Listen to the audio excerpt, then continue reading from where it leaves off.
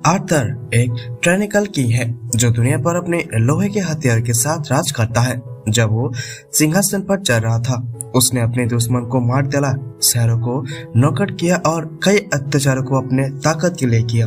लेकिन एक दिन वो अपने कई हुए सब कुछ सोचता है और उसे गलती महसूस होता है। अगले पल उसकी हार्ट अटैक से उसे मौत हो जाता है। जैसे वो नीचे की तरफ गिर रहा होता है, एक आवाज आता है जो कहती है कि वो उसे दूसरा मौका देगी, लेकिन उसे ये चांस गलत नहीं करना चाहिए। कुछ ही देर के बाद आर्थर अपनी आंखें खोलता है और देखता है कि दो लोग उसके ऊपर देख रहा है। आदमी अपने नाम रोनाल्ड बताता है और कहता है कि वो आर्थर का पिता है, जबकि एलिस उसकी माँ है। उन्हें नहीं लगता कि उनका नया जमा हुआ बच्चा समझ पाएगा, लेकिन वो दोनों अपने बच्चे से काफी खुश हैं। आर्थर धीरे धीरे समझ पाता है कि ये लोग सच में उसके मम्मा पापा हैं और वो बस एक मिनट पहले ही नया जन्म लिया है। अभी उसे ये लगता है कि वो एक बच्चा फिर से बन गया है, लेकिन ये सब देखकर उसे ये सच में मानना पड़ रहा है कि उसका माँ पापा उसकी अच्छी तरह से देखभाल कर रहा है। वो खुश है, लेकिन फिर भी उसे अपनी बेबी बॉडी को लेकर थोड़ा सा परेशान हो रहा है। उसके सर भारी है, वो बोल नहीं सकता और कुछ ही घंटों में अपनी डायपर गलती से भी बाहर दिलाता है। वो कंट्रोल को खो चुका है। फिर वो एक दिन वो देखता है कि कुछ और अजीब चीजें जो अब तक उसने नहीं देखी थी। वो देखता है कि रेनल्ड अपने पांजों पर ताकत भर रहा है और एक बड़ा पत्थर तोड़ देता है। आर्थर हैरान होता है क्योंकि ये ताकत इसी जिसके बारे में उसने कभी नहीं सुना था। अपने दुनिया के राजा होने के बाद भी ये काफी इम्प्रेसिव है। रेनल्ड अपने आप को तलवार का इंतजार करता है, लेकिन उसे अपने आसपास का ध्यान नहीं होता और एक पत्थर उसके सर पे गिर जाता है। एलिस चिंता करती है और वो रेनल्ड को ठीक करने के लिए मैजिक का इस्तेमाल करती है, लेकिन उसे कह देती है कि अगली बार संभाल कर अपनी ताकत का परेशान करे। रेनल्ड शो ऑफ कर रहा था, लेकिन जब वो सीरियस होता है तो उसके हाथ से बहुत ही खतरनाक काम हो सकता है। वो आसानी से एक जंगली सुअर को मार सकता है। जब वो शिकार पर जाता है और उसके साथ होने से उसका दोस्तों को बहुत ही मदद मिलता है। जब हंटिंग ट्रिप खत्म होता है, रेनल्ड अपने परिवार के पास वापस आ जाता है, लेकिन याद करता है कि वो अभी भी बोर का खून लगा हुआ है, इसलिए उसे सबसे पहले अपना सफाई करना होगा। आर्थर को इसे दो बातें सिखानी मिलती है। पहली बात है कि दुनिया में कितनी खतरनाक है कि यहाँ लोग अपनी रक्षा के लिए हथियार का रखते हैं, और दूसरी बात, अगर उसके खुद को आजादी से जीना है तो उसे लड़ना सीखना पड़ेगा। रेनल्ड के वापस आने के बाद एलिस कहती है कि आर्थर को अपने के लिए सोचना ही चाहिए और नॉर्मली वो बेबी होने पर नाराज होता, लेकिन एक ऐसा हिस्सा है जो उसे एक्चुअली अच्छा लगता है। अपनी पिछली जिंदगी में उसके कभी भी चैन से सोने का मौका नहीं मिला था, क्योंकि ये लोग हमेशा उसे मारने की कोशिश करता था बिना किसी वार्निंग के। अभी वो पूरी तरह से आराम से सो सकता है। महीने गुजर जाते हैं और आर्थर का बेबी लिम्स ऐसे मजबूत हो जाता है कि अब वो खुद से मूव कर सकता है। अब जब उसके पास मोबिलिटी है तो वो अपने पहले काम के लिए मिरर के पास जाता है, जहां अपने आप को देखकर लॉन्ग लुक देता है। उसके माँ बाप को एक क्यूट लगता है, लेकिन वो बस समझ नहीं रहा कि वो सच में एक बेबी है। उस दिन जब एलिस उसे नैप के लिए सोने को कहती है, आर्थर अपनी प्लानिंग शुरू करता है। जैसे ही वो रूम से बाहर जाता है, वो अपना ब्लैंकेट को क्रेप से गिरा देता है और अपने आप को बाहर निकालने की कोशिश करता है। जब वो काफी दूर तक क्रॉल कर लेता है, वो लाइब्रेरी के दरवाजा खोलता है और एक किताब निकाल लेता है, क्योंकि उसने इस दुनिया के बारे में और भी ज्यादा जानना है। पढ़ते हुए वो ये सीखता है कि ये कॉन्टिनेंट का नाम डिकन है और ये 3 किंगडम से में डिवाइडेड है। पहला किंगडम जो ड्रॉप्स का है, जो बड़े क्रेव्स में रहते हैं। दूसरा है एनलोनोर किंगडम, जहाँ पर एल्स रहते हैं, घिरे जंगल में बसता है। और तीसरा है सेपिंग किंगडम, जो ह्यूमंस का किंगडम है और जहाँ एक राजा करता है। आर्थर को और भी कुछ जानना था तो वो बुक को निकाल लेता है। आर्थर ने नोटिस किया कि इस दुनिया में टेक्नोलॉजी का लेवल काफी कम है और इसका रीजन भी है मैजिक। लोग अपने बॉडीज के अंदर माना को मैनिपुलेट करके मैजिक यूज करता है, जबकि ये कॉमन नहीं है। मैजिक इस दुनिया में बहुत ही इम्पोर्टेंट है। लोग 2 तरीकों से मैजिक यूज करता है, एग्रीमेंट्स और कंजरिंग। एग्रीमेंट में लोग अपनी बॉडी में मना कैलकुलेट करता है, जिससे उसे जबरदस्त स्ट्रेंथ, डिफेंस और एग्रेसिविटी मिलता है, जबकि कॉन्जरस अपने माना को बाहर निकालता है और किसी भी एनवायरनमेंट को कंट्रोल कर सकता है जो भी चाहता है। ये मैजिक सिस्टम का बेसिक आइडिया था। लेकिन अर्थर को हीलिंग मैजिक के बारे में कुछ नहीं मिलता जो एलिस ने उसकी की थी। तो वो समझ जाता है कि शायद एलिस का कुछ अलग है।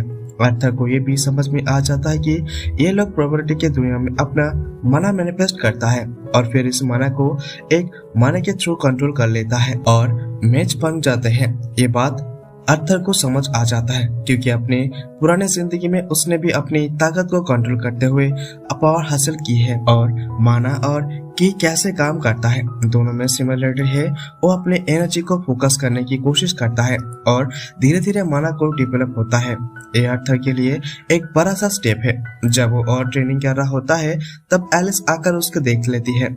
एलिस बहुत ही चिंतित थी जब उसने देखा कि अर्थर अपने क्रैब में नहीं था, लेकिन वो खुश होता है कि अर्थर को कोई नुकसान नहीं हुआ है। लेकिन जब वो अर्थर उसके उठकर देख रही होती है तो उससे कुछ अलग लगता है।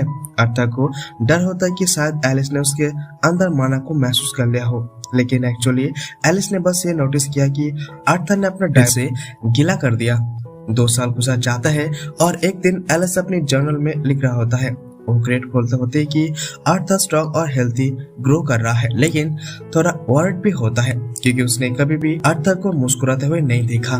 तब उसे रेनल्ड और अर्थर बाहर देखते हैं और लगता है कि रेनल्ड और अर्थर का शॉर्ट लेस दे रहा होता है। अर्थर इंटरेस्ट नजर आता है, लेकिन एलिस को बहुत ही गुस्सा आता है कि रेनल्ड ने उसे 2 साल के बच्चे को डेंजरस ट्रिक साथ ले दिया है। अर्थर ने समझ लिया था कि एलिस को गुस्सा नहीं दिलाना चाहिए, तो वो केयरफुल रहता है। एलिस डिसाइड करता है कि वो अर्थर को टाउन दिखाने के लिए जाएगी और अर्थर जिससे बहुत ही एक्साइट होता है क्योंकि उसे दुनिया के बारे में पहले हाथ के वैल्यूएबल इंफॉर्मेशन मिलेगा। वो इस दुनिया के टेक्नोलॉजी का लेवल समझने के लिए पब्लिक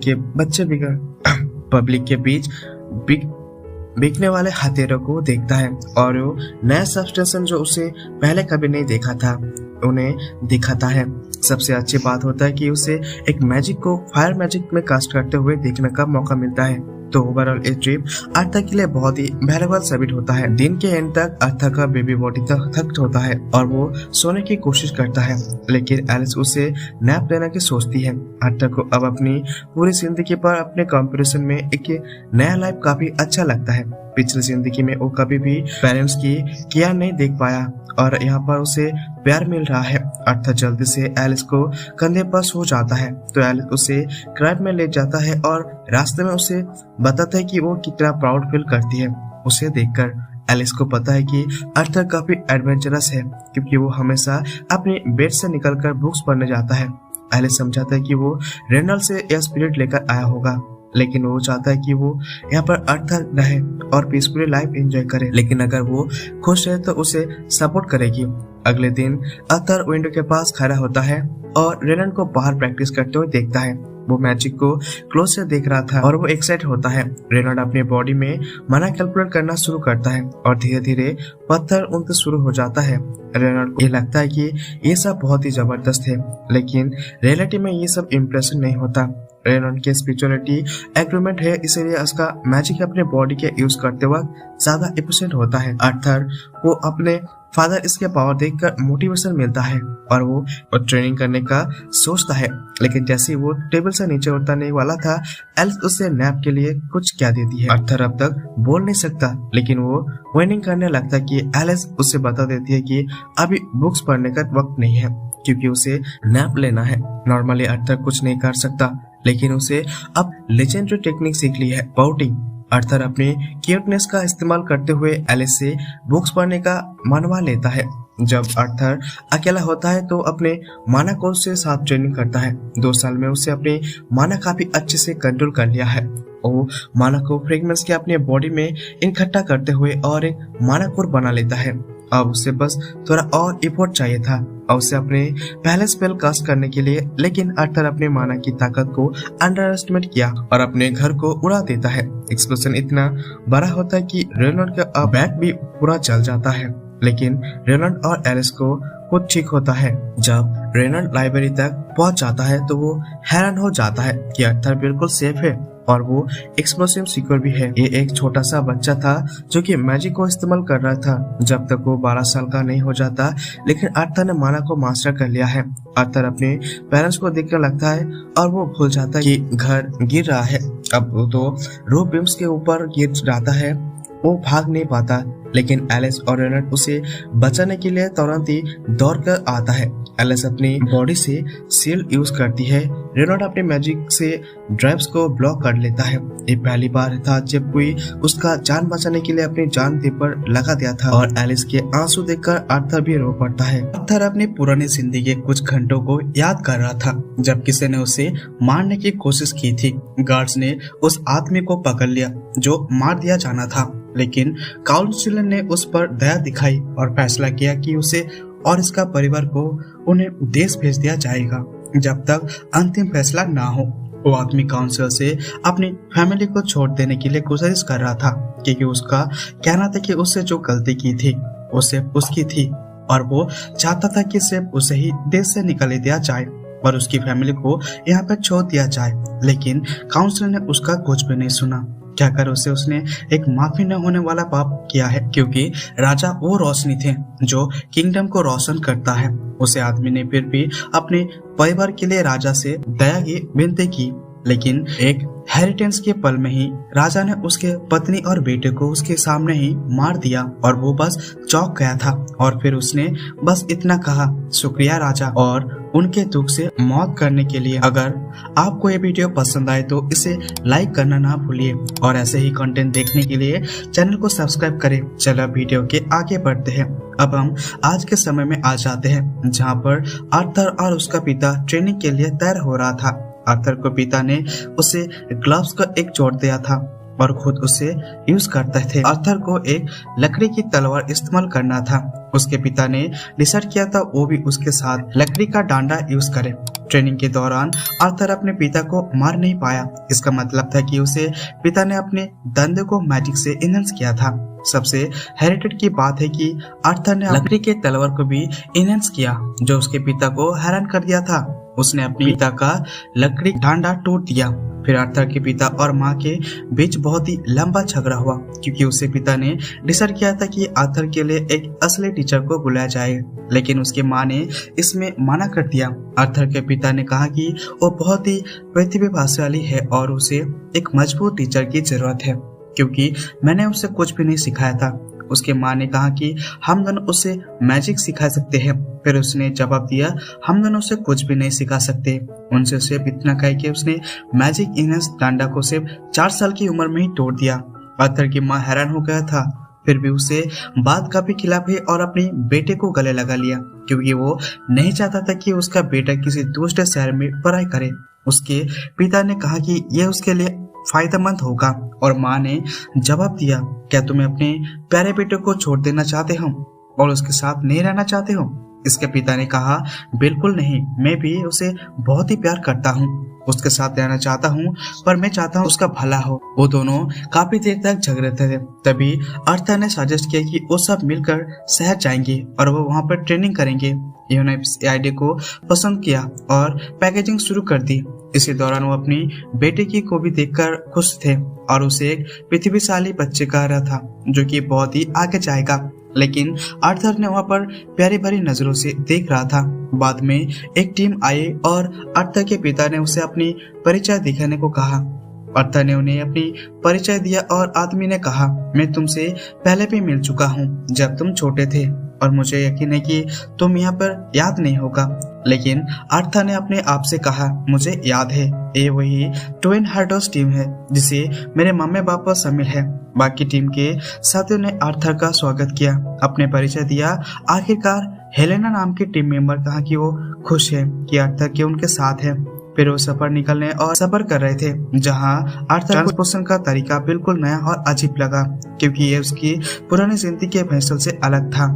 बाद में उन्होंने रॉकबेथ लिया और पता चला कि वो एक्सरस नाम का शहर जा रहा था। आर्थर सोच रहा था कि ये काफी एक्साइटिंग होगा, लेकिन तभी एक समस्या आ गया था। प्रीडेटरी वुल्व्स आ गए थे। टीम के सदस्यों ने खड़े होकर आसानी से उन वुल्व्स को मार दिया। आर्थर हैरान हो गया था जो कुछ उसने देखा। हर टीम मेंबर अपने पावर का इस्तेमाल करके कुछ वुल्व्स मार दिया। आर्थर ने सोचा कि ये टीम अच्छे से काम कर रहा है और अपनी पावर का इस्तेमाल बहुत ही अच्छे तरीके से कर रहा है। और उसे भी चलते में भी शामिल करना जरूरत है। जब रात होता है तो उन्होंने ओल्स को खाना बनाया। आर्थर के पिता ने उसके कहा कि वो खाने के बारे में शिकायत ना करे क्योंकि वो एक डेंजरस सफर पर है और उनके साथ सुविधा नहीं मिलेगा। लगता है कि आर्थर के हाथ पर चोट लगा है और जब आर्थर ने इस बात को नोटिस किया तो उसका पिता ने कहा कि ये तो पता नहीं था। उसका माँ उसकी इलाज करने वाली थी, लेकिन टीम के सदस्यों ने उसका कहा पहले उनको दिखाई देने ना दे ताकि उसकी स्पेशल मैजिक और रेयर एबिलिटीज पब्लिक में ना आए, वरना उन्हें टारगेट किया जा सकता है। इसी वजह से वो अपने पिता के साथ गांव में रहते थे जहां कुछ प्राइवेसी थी। जब इलाज हो गया तो वहां पर आदमी ने आकर आर्थर के पिता से कहा कि वो सोने पहले ही थोड़ा सा ट्रेनिंग करना चाहता है, इसलिए उन्हें पर आर्थर को ट्रेनिंग के लिए मांग लिया। सब लोग खड़े हो गए और आर्थर ने अपने आप से कहा ये ट्रेनिंग आसान नहीं होने वाला, लेकिन वो इसे मना भी नहीं कर सकता। आर्थर ने अपने आप को याद दिलाया कि वो सिर्फ 4 साल का है। फिर ट्रेनिंग शुरू होता है। आदम ने अपनी हथियार को इनहेंस किया।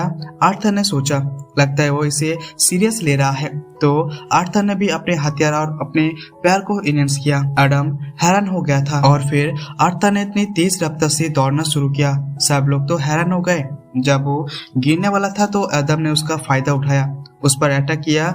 उनके बीच ये बैटल काफी इंटेंस थी और आदम ने प्यार से नहीं मार दिया, लेकिन एक टीम मेंबर ने आर्थर को बचाया। बाकी टीम के सदस्यों ने आदम को इस बात के लिए डांट दिया और वो थोड़ा ज्यादा ही कठोर हो गया था। एडम ने खुद को रोकते हुए कहा मुझे माफ करना पड़ेगा, तुम लोग इसे छोटे मॉन्स्टर से नहीं लड़ रहे थे। उसके बाद एक फीमेल टीम मेंबर आर्थर के पास बिजली की रफ्तार से आई और उसके पास खड़े हो गए। आर्थर हैरान रह गया था, लेकिन आर्थर से पूछा कि उसने ऐसा कैसे किया। आर्थर उसकी तरफ देखकर और सोचा मुझे ये नजर पहचाने लगता है। ये वही नजर है जो तब होता है जब कोई अपना मन बनाता है कि जब तक जो चाहे मिल ना जाए तब तक पीछा नहीं छोड़ेगा। उसके बाद उसका सफर जारी रहता है। कभी कभी वो रुकता है ताकि आर्थर को ज्यादा ट्रेनिंग कर सके और इंफॉर्मेशन गैदर कर सके। कभी कभी आर्थर कहता है कि वो नया नया चीजें सीख रहा है और उसके पीछे जिंदगी का ज्ञान उसके काम आ रहा है। इसी दफा वो अपनी पैरों का रिफॉर्मेशन कर रहा था, जैसे उसके साथ मिलकर, ताकि वो अपनी जिस्मिन को और भी सिखा सकते हैं। जिस्मिन उसके अच्छे से ख्याल रखता है और उस पर नजर भी बनाए रखता है। फिर एक दिन कुछ अनएक्सपेक्टेड हुआ है। जब जैस्मिन ने उसका बर्थडे याद रखा था, उसका एक गिफ्ट दिया ताकि उसके सिखाया गया सब कुछ लिए थैंक यू कह सके। गिफ्ट एक छोटा सा ड्रैगन था। आर्थर ने मजाक में कहा कि लगता है जैस्मिन उसे इंटरेस्ट है। सब लोग हैरान हो गए क्योंकि जैस्मिन का इस तरह से रिश्ता किसी से साथ होने के लिए काफी रेयर था। फिर वो लोग अपना सफर कंटिन्यू करने लगा। जब आर्थर अपनी माँ से बात कर रहा था, उसने देखा कि माँ थकी हुई लग रही थी। जब उससे पूछा कि क्या हुआ तो माँ उसने कहा कि वो ठीक है, लेकिन आर्थर को फिर भी बेचैनी हो रही थी। सफर जारी रहा और एक वक्त आ गया। आर्थर अपनी माँ के साथ कैरेज में बैठा हुआ था और अचानक से कैरेज रुक गया है। वो लोग बैंडेजेस का एम्ब्यूस में आ गया था। उन्होंने फाइट बैक करने के लिए कोशिश की, लेकिन बैंडिट्स ने उन्हें चारों तरफ से घेर लिया था और सिचुएशन काफी खराब लग रही थी। बैंडिट्स लीडर ने कहा आर्थर और बच्चों को मत मारना, उसकी वैल्यू कम हो जाएगी। आर्थर ने सोचा हर दुनिया में यही प्रॉब्लम्स कॉमन होता है। तभी बैंडिट्स ने फुल फोर्स से अटैक कर दिया। आर्थर की माँ ने उसे समझाने की कोशिश की कि ग्रुप के सभी मेंबर्स अपनी पूरी शिद्दत से लड़ाई शुरू कर दी। वो एक एक करके बैंडिट्स को गिराया था। आर्थर ने देखा कि उनके ग्रुप का स्किल और स्टेज में बेहतर था, लेकिन बैंडिट्स के पास नंबर के एडवांस था और वो धीरे धीरे उनका ग्रुप थकने लगा। और तभी एक बैंडिट ने आर्थर के पिता पर वार कर दिया और उन्होंने उसे गिरा दिया। उन्होंने पे चोट लगाई। जब आर्थर और उसकी माँ उनकी मदद करने आई तो आर्थर का पिता ने मना कर दिया और कहा कि चोट इतना सीरियस नहीं है, लेकिन अगर किसी को उसकी माँ का पावर्स के बारे में पता चल गया तो वो और भी ज्यादा खतरा बन जाएगा। फिर आर्थर के पिता ने उसे कहा कि वो अपनी माँ को लेकर भाग जाए, लेकिन आर्थर ने मना कर दिया और कहा कि वो काफी स्ट्रांग है, फाइट करने के लिए रेडी है। उसके पिता ने कहा अगर अपने स्ट्रेंथ का इस्तेमाल करना है तो उसे अपनी माँ को प्रोटेक्ट करने के लिए करो, क्योंकि वो जल्दी ही और बच्चे की माँ बनने वाली है। ये सुनकर आर्था को सब कुछ याद आने लगता है, जो कुछ उसने देखा कि समझा था, और वो क्लियर हो गया। उसने फाइनली मान लिया, अपनी माँ को उठाकर अपने भगन से शुरू कर दिया। बैंडेज लेटर ने उसे रोकने की कोशिश की, लेकिन आर्थर के पिता ने उस पर अटैक कर दिया और उसे गिरा दिया।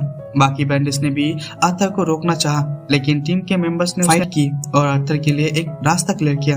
जब आर्थर भाग रहा था तो उसे सोचा कि मेरे पिछले जिंदगी में जो कुछ भी मुझे झेला, उसके बाद मैं आज फिर भी भाग रहा हूँ किसी और बच्चे के लिए।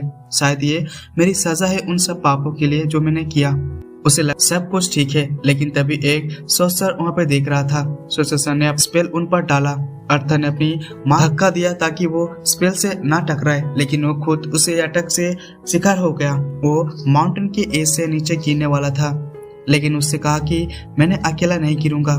उसने रोप से बंधा हुआ ड्रैगस को सोर्सर पर फेंका। उसने पकड़ा और उसे भी अपने साथ खींच लिया। टीम के लोग आर्थर को बचाने की कोशिश कर रहे थे, लेकिन वो टाइम पे उसे नहीं पहुंच पाए। आर्थर सोच रहा था मैंने इस जिंदगी में कुछ भी नहीं पाया, लेकिन अब मैं समझ गया कि अपने परिवार को प्रोटेक्ट करने का मतलब क्या होता है। उसने वो आंसू समझकर किसने उसी वक्त बनाया था जब उन्हें पता था कि वो अपने परिवार को दोबारा नहीं देख पाएंगे, और उसने सेल्फ सैक्रिफाइस असली मतलब समझा। उसने सोचा कि वो बड़ा भाई बनने का उम्मीद रखता था, लेकिन लगता है कि अब वो नहीं हो पाएगा। फिर हम देखते हैं कि आर्थर जंगल में नीचे गिर रहा है, लेकिन वो बच गया। अचानक से बड़ा क्रिएचर, वही बेस्ट वो पिछले एपिसोड में था, उसके पास आता है और आर्थर उससे क्रिएचर को देखकर डर जाता है। मॉन्स्टर को देखकर आर्थर बिल्कुल पेटिफाइड हो जाता है और वो कुछ कह नहीं पाता। आर्थर को लगता है कि मॉन्स्टर ने उसे यहाँ पर बुला लिया है, तो वो उसे मारने की कोशिश करता है, लेकिन वो बस अपनी उंगली से उसे पीछे कर देता है। वो उससे कहते हैं कि वो उसका दुश्मन नहीं है, और उठकर वो कुछ जादू का फल तोड़ती है, जो अपने ही उगाए हुए एक रहस्यमय पौधे से लेकर आर्थर को खाने के लिए देता है, ये समझकर कि उसे अपने घाव ठीक करने के लिए खाना और पोषण चाहिए। आर्थर को ये बिल्कुल यकीन नहीं होता है कि यह भयंकर मॉन्स्टर उसे एक केयरिंग माँ की तरह पेश आ रही है। वो उसकी नायत पर शक करता है, लेकिन जब उसके घाव दर्द करता है और वो हिल नहीं पाता तो वो बेहोश होकर रोता है। मॉन्स्टर वाली औरत उसे वादा करता है कि वो उसका मन में जो भी सवाल है वो उसका जवाब देगा। तब वो आर्थर उसका मौका फायदा उठाता है और खाना खाता है।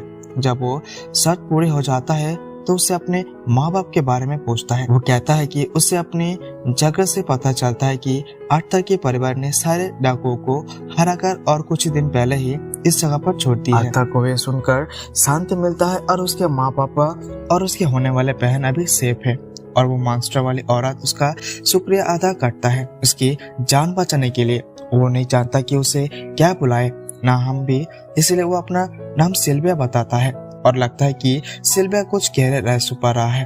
आर्थर अगले कुछ दिन सिल्विया के देखभाल में रहता है, फल खाता है और उसके छाती को घाव पूरी तरह से ठीक होकर देता है। जब वो चलने फिरने का लायक हो जाता है वो अपने घर वापस चलना चाहता है, लेकिन सिल्विया कहता है वो जो जगह पर है वहाँ भयंकर जानवर और डाकू है। अगर वो आर्थर को अकेला गया तो वहाँ पर एक दिन भी जिंदा नहीं रह पाएगा। फिर भी सिल्विया एक तरीका निकालता है उसे जाने का, क्योंकि वो एक नहीं दे सकता कि ये बच्चा अपने परिवार से अलग हो। अपने जादू की आखिरी ताकत से वो एक डायमेंशनल रिफ्ट को खोलने की तैयारी करता है। इसी दौरान आर्थर ने अपने दिन शॉर्ट प्रैक्टिस करते हुए गुजारता है। वो अपने आप से बहुत सोचता है कि ये भयंकर देखने वाले मॉन्स्टर क्यों उसे इतना प्यार कर रही है, और वो किसी वजह से अपने सेंस पे एक छत पे छुपा रही है। लेकिन सिल्विया अपने बारे में कभी भी किसी को कुछ नहीं कहती है और उसके पास जाने का कोई तरीका भी नहीं है। ट्रेनिंग के बाद वो अपने मोनर को सुधारने के लिए ध्यान लगाना लगता है, जो सिल्विया की रुचि का कारण बन जाता है। फिर उसे कुछ और जबरदस्त दिखाती है, एक तरीका जो सराउंडिंग का मासे माना इकट्ठा करते हुए साथ ही मैजिक के इस्तेमाल भी किया जा सकता है।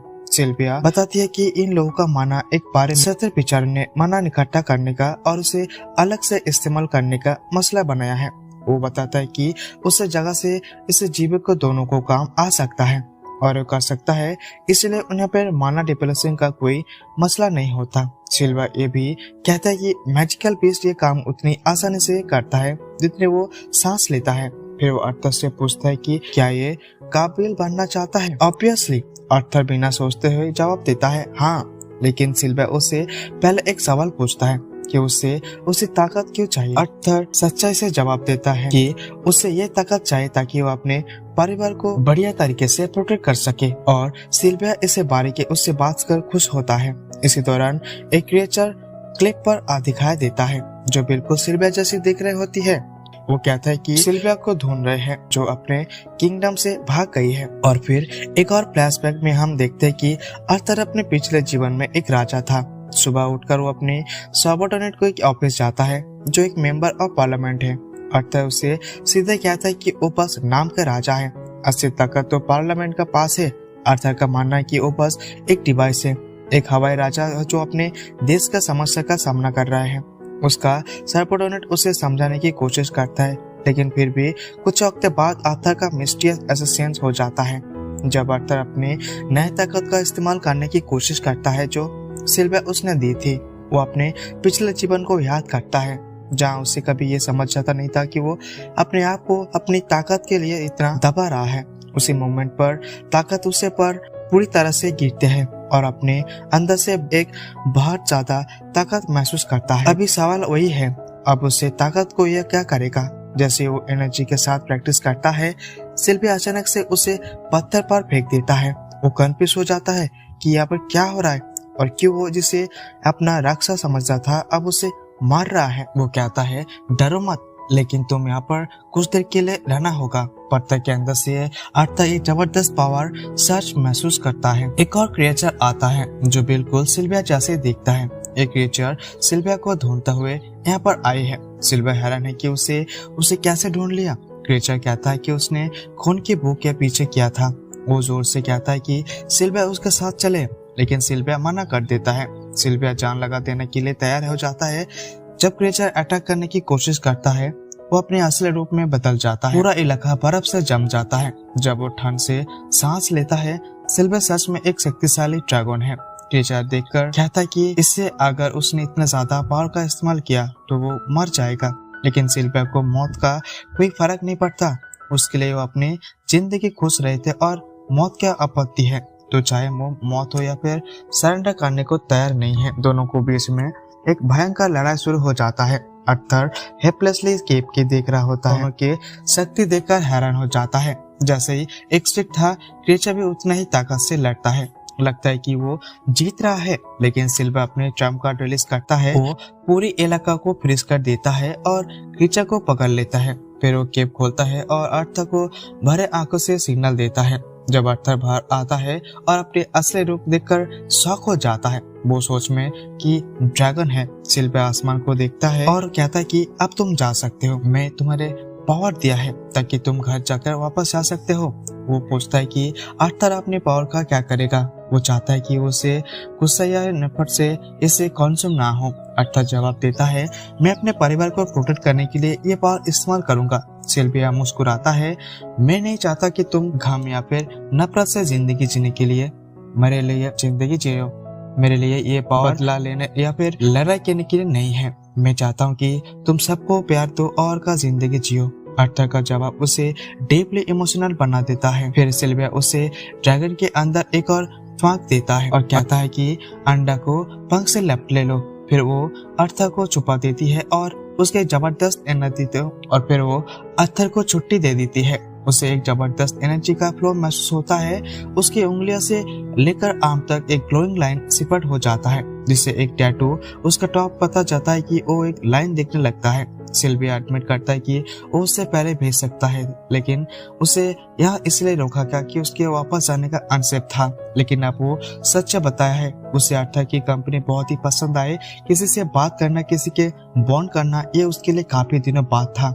आर्थर की पेशेंस एक प्रेशियस गिफ्ट है और आर्थर भी उसके साथ वक्त गुजारकर काफी कुछ सीख के गया। ये एक इमोशनल गुड बाय था। आर्थर आंसू को साथ सोचता है कि वो सिल्विया को प्रोटेक्ट नहीं कर सका। याद करता है कि सिल्विया ने उसे कितने कुछ किया है, उसे स्ट्रेंथ दी और कितने केयर की थी, लेकिन वो उसे बचा नहीं सकता। ये सोचकर वो उदास हो जाता है। वो सोचता है कि उसे वो जो किया था वो तोड़ दिया। फिर सिल्विया मुस्कुराते कहते, मुझे ये नहीं फर्क पड़ता मुझसे किस नाम से बुलाते हो, चाहे मैं ड्रैगन हूँ या फिर मॉन्स्टर, तुम्हारे लिए मैं फैमिली हूँ। अर्थर कहता है, फिर आप मेरे दीदी हो। ग्रैंड मदर की तबीयत अल्बा को दिल को छू जाता है। ये सभी उसके सोल को तलता है। सिल्वा एक ड्रैगन इमोशनल से भर जाता है और वो पढ़ती है। वो कहती है, फिर से ये खाना। अर्थर फिर से कहता है, दादी। सिल्विया चुपचाप अपनी लाइफ को अंदर अंदर रख लेता है। अर्थर वो अंडा और पंख लेकर निकलता है और आसमान खुल जाता है, पर वो जाना नहीं चाहता। वो सिल्विया से कहता है, मेरे साथ चलो, लेकिन वो जवाब नहीं देती। जब ओपनिंग बॉन्ड होता है, सिल्विया ने अपने सील वर्ल्ड के रिलीज कर देता है और उसका ओपोनेंट दोबारा अपनी ताकत पर ले आता है। वो क्रिएचर सोचता है कि असली शक्तिशाली क्रिएचर सिर्फ एक छोटी अटैक से मरना मुमकिन है। वो क्रिएचर पास आता है, समझाने की कोशिश करता है, लेकिन सिल्विया ने सिर्फ अपने आप को ही मार दिया था। जैसे वो क्रिएचर पास जाता है, सिल्विया आंखें खोलती है और एक जबरदस्त माना ब्लास्ट होता है। ये इतना पावरफुल होता है कि उसे सर्वाइव नहीं कर सकता। पूरे केप में धमाका हो जाता है। मैनुअल अर्थर आंसू के साथ अपने घर की तरफ जाता है। उसकी आंखों में एक नया डिटरमिनेशन है। सिल्विया की आवाज आसमान में गूंजती है। वो कहता है, हमारी बातें मत भूलना। गम जरूर है, लेकिन अपने गम को मुस्कुराते साथ जीने के लिए कोशिश करो। वो कहती है कि उसे बदला लेने की कोशिश ना करनी चाहिए। ये जिंदगी को एक कदम वक्त में बदलाना चाहिए। अर्थर को अपने आप पर डाउट है, लेकिन सिल्विया उसे याद दिलाता है कि तुम हो किंग ग्रे, सबसे शक्तिशाली राजा, तुम कुछ भी कर सकते हो। सिल्विया कहती है, अपने दिल का गुस्सा और दर्द से मत भरना, अपनी जिंदगी उसी के साथ जीना। अर्थर को शौक होता है कि सिल्विया ने हमेशा उसके असली नेचर को समझा था। ये एक सच्चाई और गहरा इमोशन का मोमेंट है। आवाज धीरे धीरे हवा में गायब हो जाता है। अर्थर अब जमीन पर आ चुका है और वो सिल्विया के दिए हुए गिफ्ट को अपने बैग में रखकर नया जज्बे और ताकत के साथ अपने घर की तरफ बढ़ता है, एक नया सोच के साथ कि दुनिया को एक मुस्कान से बदला सके। क्या अर्थर ये रिसर्च लंबा चलेगा? अर्थर जब 11 फॉरेस्ट में टेलीपोर्ट होता है, अपना सफर शुरू करता है और घर वापस जाने के लिए, लेकिन जब वो चल रहा होता है तब अचानक उससे एक खून चिल्लाने की आवाज सुनाई देता है जो जंगल के पार से आ रहा होता है। आवाज एक छोटी लड़की की लगती है, तो वो तुरंत अपनी माना को इकट्ठा कर वो अपने पैरों में ताकत डालकर उसी तरफ रेस करता है। वो एक लंबे ट्री पर चढ़ जाता है ताकि उसे अच्छी वेंटेज पॉइंट मिले। जैसे वो ऊपर पहुंचता है, वो क्लियरली देख पाता है कि एक ग्रुप ऑफ बैंडिट्स का एक छोटी लड़की को किडनैप कर रहे हैं। लड़की उसे बचाने की कोशिश करता है, लेकिन बैंडिट्स ने उस पर पकड़ लिया होता है। उसकी मुंह बंद कर दिया है ताकि वो ज्यादा न चीखे, क्योंकि लड़की एल्फ है।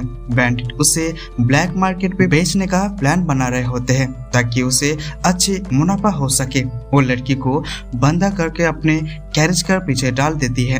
अर्थर पूरा सीन देख रहा होता है और उसे अपने परिवार के ऊपर गए बैंडिट अटैक की याद आ जाता है। उसे याद आता है कि बैंडिट्स ने यहाँ पर कहा था कि वो उसे और ग्रुप की औरत को जिंदा रहने का, ताकि उसे बाद में स्लेव के रूप में बेचा जा सके। ये याद कर अर्थर गुस्सा बढ़ जाता है। उसे पहले ख्याल होता है कि वो सब बैंडिट्स को मार डाले जो ऐसा घटना कर रहे हैं, लेकिन फिर उसे सिल्विया की बातें याद आता है जो उसे रेज को कंट्रोल करने के बारे में कही थी। तो वो थोड़ा रुक कर सोचता है और अपना गुस्सा शांत करता है।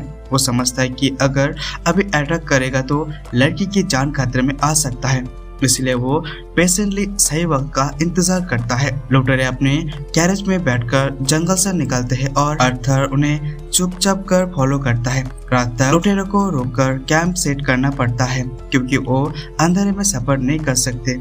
अर्थर सोच रहा होता है कि क्या उन्हें ह्यूमन टाउन तक फॉलो करके अभी तक अटैक करते, लेकिन तब उसे बैंडिट्स की बातें सुनाई देता है। एक बैंडिट्स अपने फेवरेट एल्व्स को बारे में बात कर रहा होता है और अर्थर समझ जाता है कि वो लड़की के साथ अब और वक्त ज्यादा नहीं कर सकता। उसे अब बैंडिट्स को और जिंदा नहीं छोड़ना चाहिए, लेकिन वो जानता है कि उसे अभी अंधेरा होने तक रोकना होगा। अर्थर कुछ ही देर के लिए मेडिटेशन करता है ताकि वो अपने आप को मेंटली और फिजिकली रेडी कर सके, क्योंकि वो जानता है कि वो अब जो करने वाला है उसमें बहुत मारपीट होगा। जैसे ही रात काफी अंधेरा हो जाता है, अर्थर अपनी आंखों खोलता है और अपने अटैक का प्लान बनाता है। उसे पता चलता है कि बैंडिट्स के पास एक हॉर्न वोल्व्स है जो उन्हें अपने लेस पे बंधे हुए है और ये देखकर उसे कुछ ओड लगता है क्योंकि उल्स अपने आसपास एक ह्यूमंस को बिना किसी रेजिस्टेंसिंग को फॉलो कर रहा है। वो इन उल्स को अपने फायदे के लिए यूज करने का प्लान बनाता है। आर्थर कुछ पत्थर वो उल्स के उतर मार देता है और लुटेरे को उल्स के होलिंग की आवाज सुनाई देता है। लुटेरे का लीडर एक लुटेरे को ऑर्डर देता है कि वो जाकर उल्स को चुप कराए। जैसे ही वो बैंडिट्स उल्स को चुप कराने के लिए उठता है, आर्थर अपनी मोनोप्लेट समन करता है और बैंडिट्स के पीछे से जंप करके उसे मार देता है। आर्थर फिर उससे बैंडिट्स का वेपन ले लेता है और जब दोबारा बैंडिट आता है तो उसे पूछने के लिए क्या हो रहा है। आर्थर उसके पीछे जाकर उसका गला काट देता है। अब तक आर्थर 2 बैंडिट्स को मार चुका होता है, लेकिन उसका बॉडी ऑलरेडी थोड़ा एग्जॉस्ट हो गया था, तो उसे इस फाइट को जल्दी खत्म करना होगा। तब एक और बैंडिट्स आता है देखने के लिए कि बाकी 2 बैंडिट्स इतना टाइम क्यों ले रहे हैं और आर्थर उसे भी तुरंत मारने की कोशिश करता है, लेकिन अनफॉर्चुनेटली वो वाइटल ऑर्गन्स को मिस कर देता है। बैंडिट्स चिल्लाता है और बाकी बैंडिट्स को आर्थर को होने पर पता चल जाता है। बैंडिट्स लीडर समझ आता है कि आर्थर एक मेज है और वो जानता है कि ये फाइट आसान नहीं होने वाला, लेकिन उसे आर्थर को मारना नहीं चाहिए क्योंकि एक मेज को ब्लैक मार्केट पे बेचकर वो और भी ज्यादा पैसा कमा सकता है। बैंडिट लीडर अपनी ताकत को अपने हाथों चैनल करता है और आर्थर पर अटैक करने के लिए अपने हाथ स्विंग करता है, जंप बैक करके काउंटर करने की कोशिश करता है, लेकिन बैंडिट लीडर उसे डॉज कर लेता है। आर्थर उसे सरप्राइज करने के लिए अपनी नाइफ बैंडिट्स को टारगेट कर फेंकता है, लेकिन बैंडिट्स के नाइफ को पकड़ लेता है और उसे आर्थर की एजेंट यूज करने का सोचता है और उसे नीचे गिरा देता है। बैंडिट्स आर्थर को अपने पैरों पर उससे उठता है और उसे टॉन्ट करता है कि वो एक एडल्ट के सामने बिल्कुल भी मैच नहीं कर सकता। आर्थर समझ जाता है कि बैंडिट सही कह रहा है, इसलिए वो डिसाइड करता है कि अब वो अपनी मैजिक का यूज करेगा। अपने फायरबॉल स्पेल का बैंडिट्स के घोड़े पर मारता है और जब बैंडिट्स दर्द से सीखता है, आर्थर उसके सर में अपना नाइफ डाल देता है। अब सिर्फ एक बैंडेज बचा है जो आर्थर ने पहले इंजर किया था और जब वो भी मर जाता है, आर्थर लड़की की तरफ जाता है जो कैरेज के अंदर बंधे हुए होता है। लड़की को पूरा वक्त ब्लाइंड पोल देख रहा था और उसे कुछ भी समझ नहीं आ रहा था, इसलिए आर्थर उसे बताता है कि बैंडिट को उसके मार दिया है और वो अब सेफ है।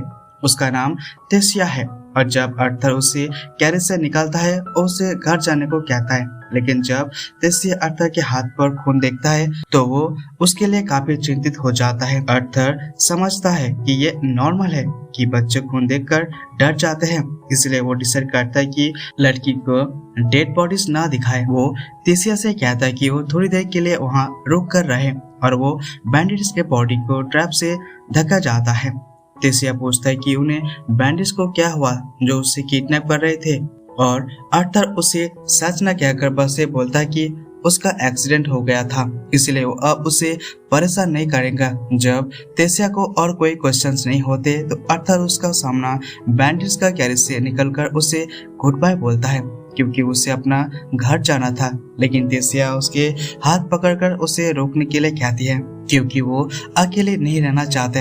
अगर आर्थर उसे यहाँ छोड़कर चला गया तो ट्री को उसे मार खाएगी और उसे पूछता है कि वो क्या अपने घर जाना चाहता है और वो कहता है कि हाँ, लेकिन उसे नहीं पता कि अपना घर तक कितना टाइम लगेगा। आर्थर को कोई आइडिया पसंद नहीं आता, लेकिन उसे समझ आता है कि वो अगर टेसिया को अभी अकेला छोड़ देगा तो उसका जीना मुश्किल हो जाएगा, इसलिए वो उसे अपने साथ घर तक ले जाने का फैसला करता है। आर्थर ओल्स की तरफ देखता है जो बैंडिट्स ने पकड़े हुए थे और वो सोचता है कि ये उन पर ट्रांसपोर्टेशन के लिए यूज करेगा, लेकिन उसे भी ये पता होता है कि उसे ओल्स पर कंट्रोल कैसे करे, ये उसे नहीं आता, इसलिए वो डिसाइड करता है कि उसे वैसा ही छोड़ दे। टेसिया कहता है कि उनका मैजिक कलश हाथ देना चाहिए ताकि वो वापस से जंगल में चला जाए। आर्थर उससे वार्न करता है कि वुल्स उनको अटैक कर सकता है। टेसिया कलश को उतार देता है, लेकिन वो सोचता है कि वो ठीक रहेगी क्योंकि उसने वुल्स को कुछ नहीं किया जो उन्हें गुस्सा दिलाए और क्योंकि वो फॉरेस्ट की रेसिडेंट है, उसका काम है कि ये क्रिएचर्स का ध्यान रखना।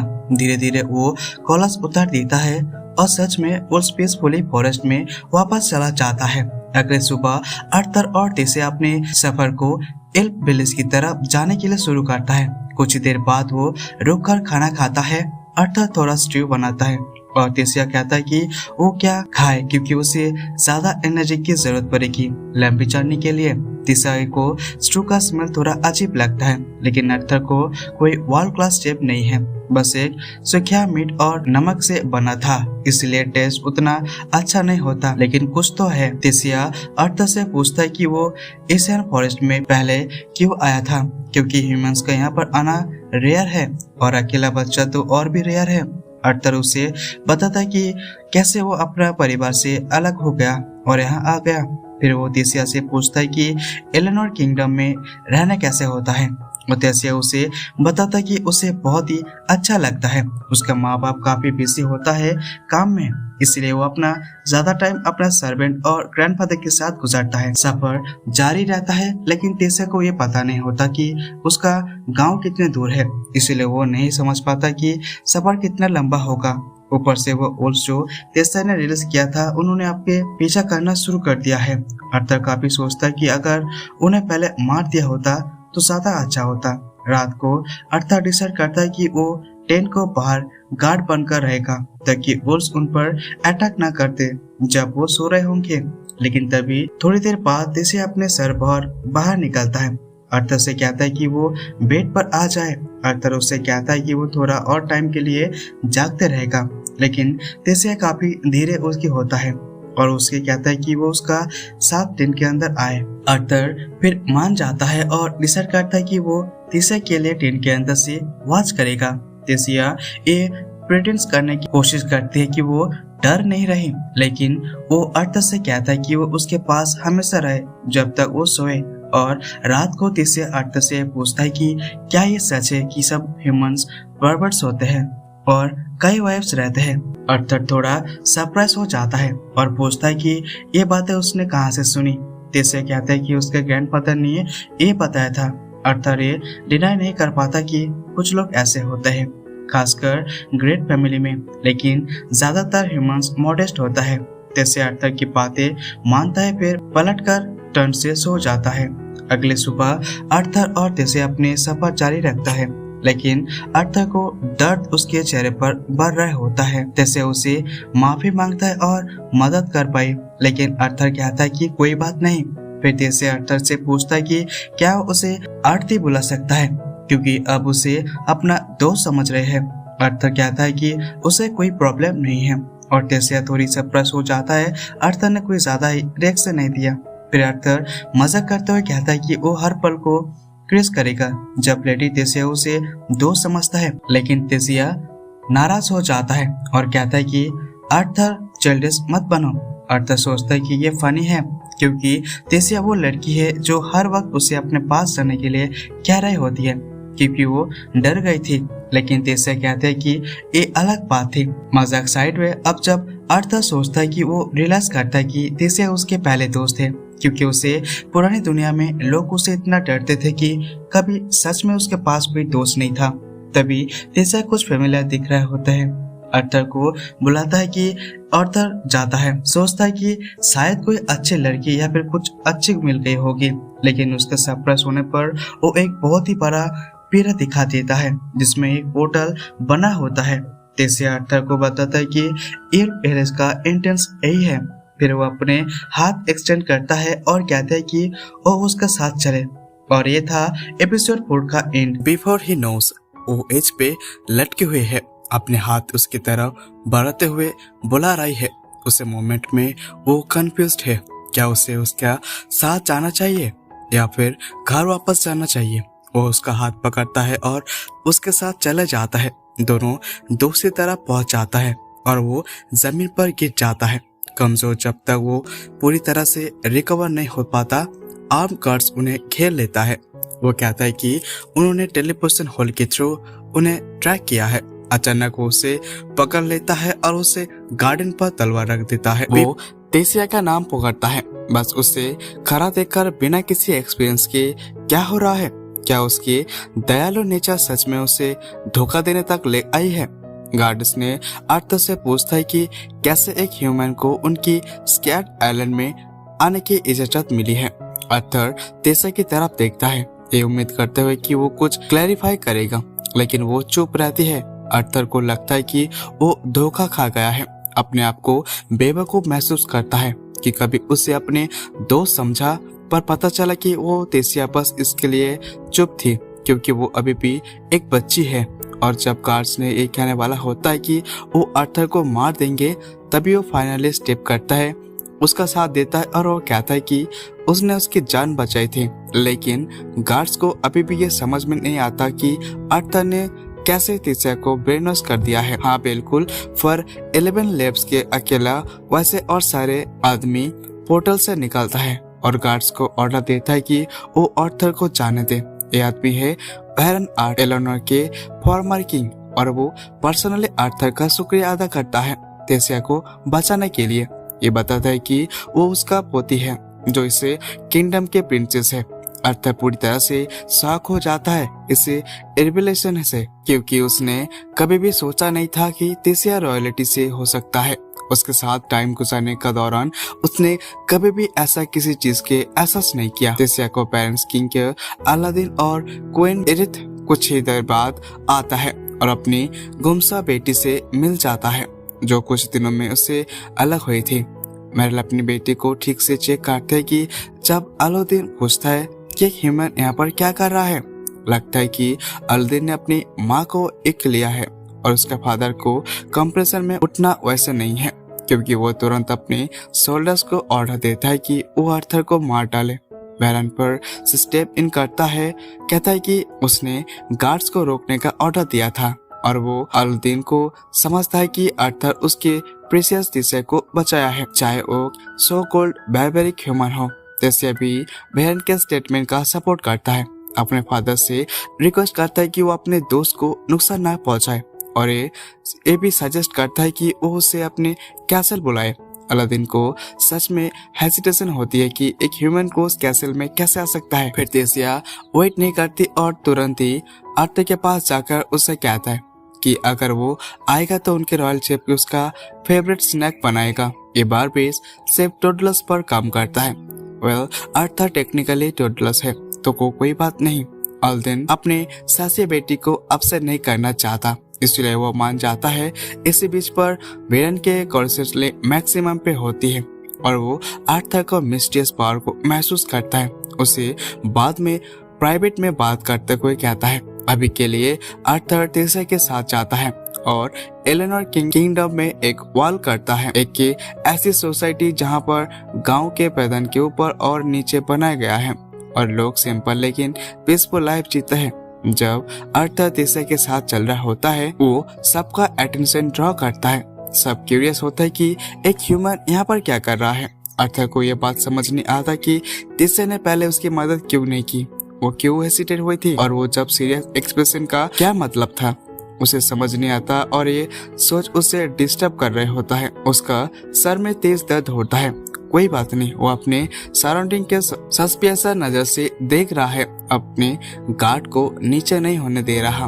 वो लोग कैसल के पास पहुंच जाता है और जब वो एंटर करता है उन डजन माइंड्स और वेलकम क्या चाहता है, जिसके काम बस तेसिया को हमेशा हैप्पी रखना होता है। पर आज तेसिया चाहते थे कि वो और अर्थर का शुक्रिया अदा करे, तो अपने सारे मेट्स को ऑर्डर देता है कि वो अर्थर के बेस्ट हॉस्पिटलिटी दे। ये कहते हैं कि उसने उसका जान बचाई थी। जब उन्हें रिक्लाइन देखकर तेसिया उनके अश्रू करता है। अर्थर अनरेयर ह्यूमंस में से हो जो सच में दिल से अच्छा है। फिर वो अर्थर से पूछता है कि वो क्या करना चाहता है, स्नैक्स खाना, खेलना, लंच करना या फिर सफेद फ्रेशन अप होना। पर इन सब से पहले अर्थर चाहता है कि वो तेसिया के पेरेंट्स से बात करे और जो फॉरेस्ट में हुआ है उसका बारे में समझ आया है। अब तक कुछ भी एक्सप्लेन नहीं किया गया है, तो वो सबको मीटिंग रूम में बुलाता है, सीरियसली से शुरू करता है।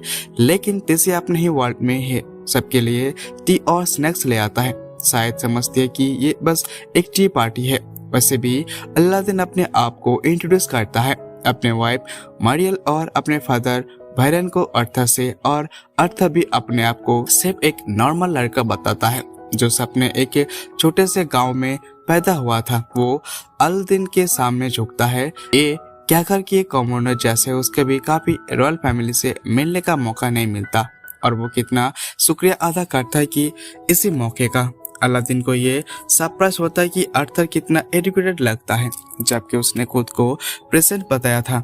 लेकिन वो उसे बात कंटिन्यू कर देता है।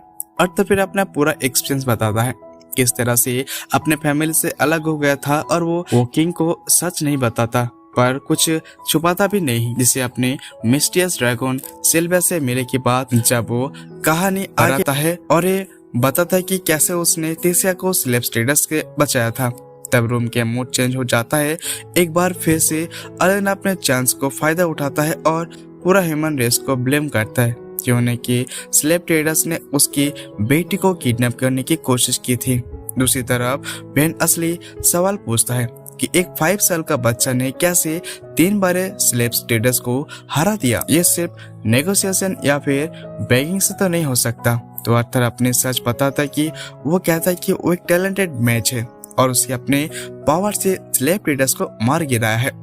लेकिन अलादीन को तो ये इसका पर यकीन नहीं होता कि ये तो मुश्किल है और वो गार्ड्स को जो पहले अपना ओपोनेंट दे चुका था फिर से अपनी अनवांटेड ओपोनेंट देता है। कहता है कि आर्थर ने टेसिया का ब्रेन वॉश कर दिया होगा ताकि वो उनका स्कैट आइलैंड में घुस सके, जो पहले से ही आर्थर के लिए बोझ कर रहा था। अब उसे इनडायरेक्टली मिल रही डिसरेस्पेक्ट को भी बिल्कुल भी बर्दाश्त नहीं करता और तुरंत ही गार्ड को शॉट डाउन कर देता है। टेसिया भी आगे आता है और ये बताते हुए कि उनसे स्लेव ट्रेडर्स को बात करते सुना था कि उसे हाई प्राइस में बेचने वाले थे और अपने ट्रॉमेटिक एक्सपीरियंस को याद करता है। जब टेसिया अपने पूरा कहानी सुनाता है कई उससे सारे आर्थर ने बचाया था, तो उसकी माँ इमोशनल हो जाता है और उसे टाइट हग करता है। माँ को प्यार हमेशा होलसम और ब्यूटीफुल होता है। अलादीन को समझ आता है कि उसकी बेटी ने क्या कुछ सहला है, तो वो आर्थर से कहता है कि वो उस पर भरोसा करता है और जैसे उनके लिए किया उसके लिए शुक्रिया अदा करता है। फिर वो अपने रीजन बताता है कि उसने यहाँ पर बताया कि पूछी थी। वो कहता है कि वो अपनी फैमिली से अलग था और बस ऐसे ही चाहता था कि वो उसे अपना सपने में अपने पेरेंट्स के साथ मिल सके। अलादीन को अपने कानों पर यकीन नहीं होता कि आर्थर सच में इल्ब से मदद मांग रहा है जो उन्हें बारबारिक समझता है। अलादीन इंसिस्ट करता है कि वो ह्यूमन की मदद नहीं दे सकता और आर्थर को समझना होगा कि वो अपना रास्ता खुद ढूंढ ले। आर्थर को स्मार्ट होने का एक और प्रूफ है जब वो अल्डविन को याद दिलाता है उसने उनके लिए क्या कुछ किया और क्या अगर वो उसकी मदद नहीं करते तो वो भी बारबारिक है और उन्हें ह्यूमंस को बारबारिक कहने के कोई हक नहीं है। बैरन अल्डविन को देखकर ऐसे देख रहा है जैसे कह रहा हो कि तुम अपने ही जब में फंस गए हो। वो अल्डविन से कहता है कि वो अपने ही जाल में फंस गया है। जैसे अभी अपने फादर के साथ खड़ी होती है, उसे देख कर होती है कि वो क्या फैसला करेगा। अल्डविन के पास और कोई भी ऑपरेट नहीं होता।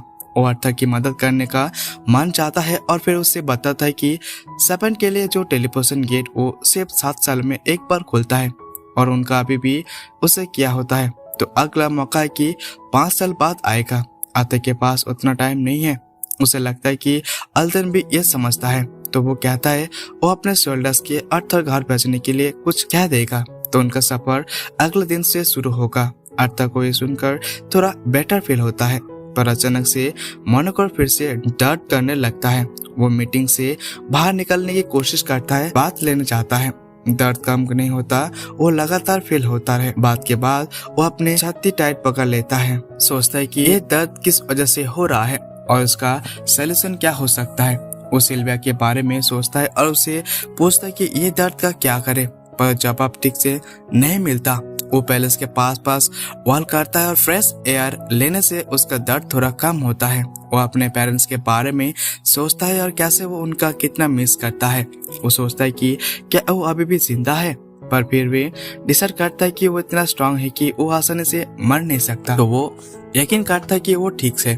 जब वो ऊपर देखता है और जैसा कि अपने पेरेंट्स के साथ देखता है तो उसे सोचता है कि क्या वो अपने फैमिली भी उसे उतना खुशी से मिलेगा, क्या वो उसे गुस्सा होंगे कि उसने यहाँ पर उतना टाइम तक छोड़ा। ये सब सोचने से बिल्कुल लॉस्ट हो जाता है। जैसे उसके पास डरते हुए आता है, वो उसे टीज करता है कि वो एक प्रॉम्प्टेड प्रिंसेस है और उसे कहता है कि अपने पेरेंट्स का साथ कंफर्ट एंजॉय करे। वो अपने वारिस तेसिया से शेयर करता है कि वो अपने पेरेंट्स को साथ कैसे मिलेगा और क्या उसे वेलकम करेगा। वो उसका गला पकड़ता है और ये सोचकर कि कितना पिटी हो सकता है, वो कहता है तुम्हारे पेरेंट्स तुम्हारे पास आने पर खुशी नहीं होगा।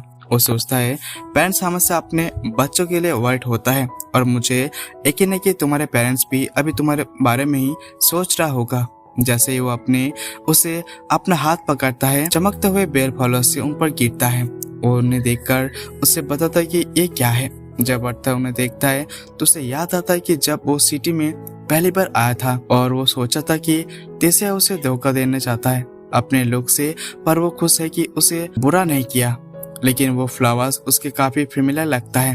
उसके जहन में ये थॉट्स आता है और वो सोचता है कि क्या वो देख रहे होता है। वो जो फ्लावर समझ रहा था वो फ्लावर्स नहीं है, वो एक वेपन है। उसने ये वेपन उन दिनों में देखा था जब वो अभी भी लड़ाई कर रहा था।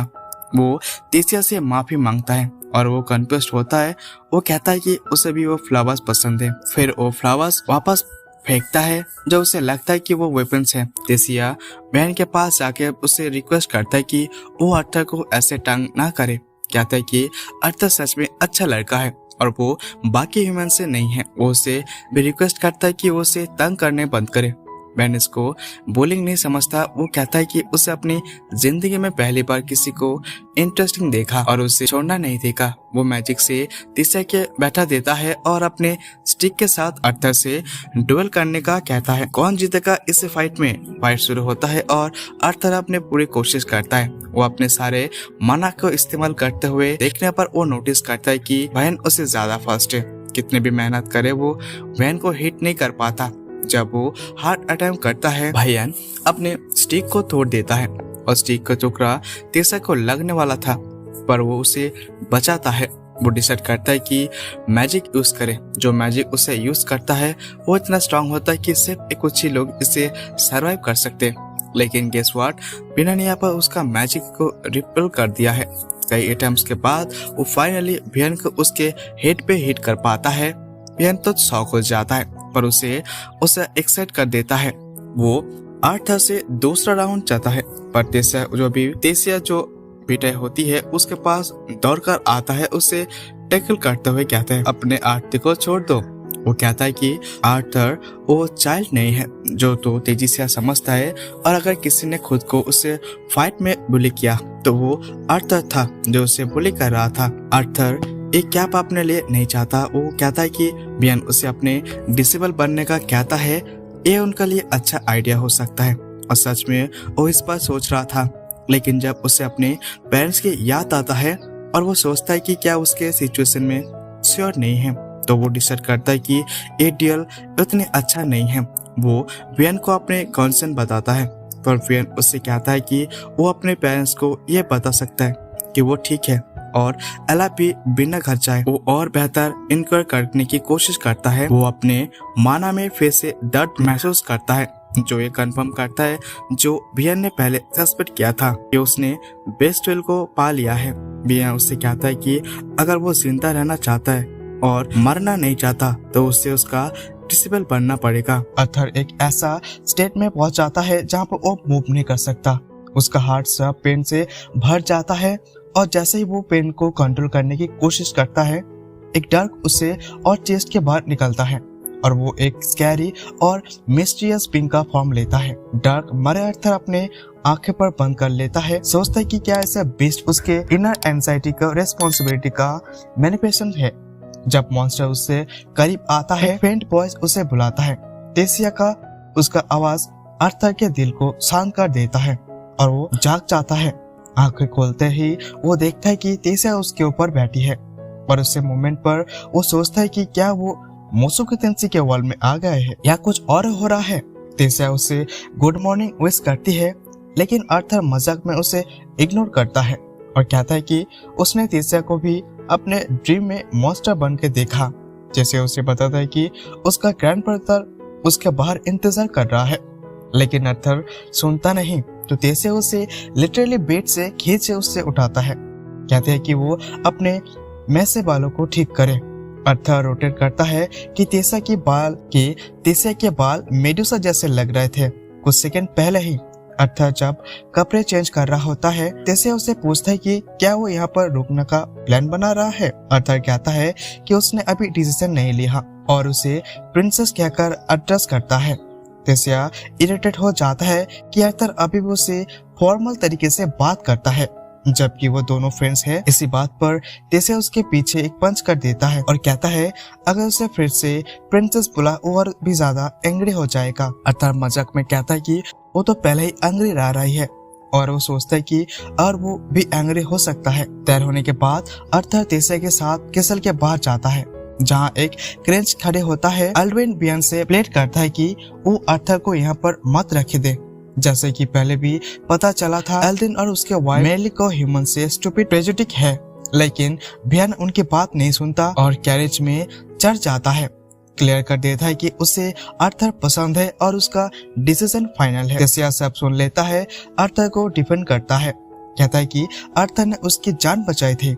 एल्ड्रिन मानता है कि वो ग्रेटफुल है, लेकिन इतना नहीं कि किसी ह्यूमन को उसकी स्कॉटलैंड में फेथ फेलने दे। वैन फाइनली थक जाता है एल्ड्रिन की नॉनसेंस से और उसे शट अप बोलता है। एवेंट्रो एल्ड्रिन इस लैंड का किंग है।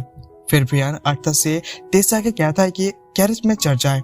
जब कैरेज चलता है तेसिया अर्थर को शोल्डर पर सो जाता है। वैन अर्थर से कहता है कि उसे सोने दे क्योंकि आज का दिन अर्थर के फ्यूचर के लिए इम्पोर्टेंट है।